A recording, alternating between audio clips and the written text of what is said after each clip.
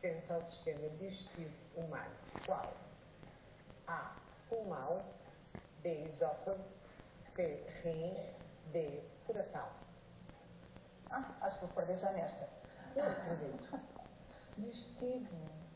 Para que é que serve um sistema digestivo? Eu acho que é a resposta A, pulmão. A. Pulmão. É logo a primeira, mas não faz mal. Então é A. Pulmão. Já fui. A. Pulmão. Vamos lá bloquear. A. Pulmão. Já fui. Já foi, já. Foi a desgraça. Eu fiz exatamente ao contrário. Minha pergunta ao contrário. Mas que é o contrário? Porque só li. Qual destes órgãos não pertence ao sistema digestivo? Está bem, mas ouça, mas mesmo ao contrário, o coração, o rim... Não, são os nervos, está a ver que isto não resulta.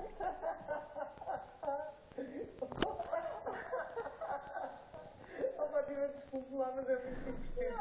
Não, a sério, porque Eu divirto-me imenso a fazer isto mesmo quando dizem as neiras. Desculpe lá.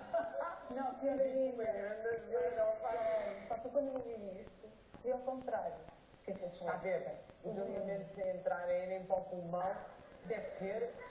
Que horror, não é? Que vergonha. Não, isto não é ficar no YouTube. Deve ir para o YouTube. Vais perder logo nos 50. Aparece no YouTube. Uma estrela no YouTube.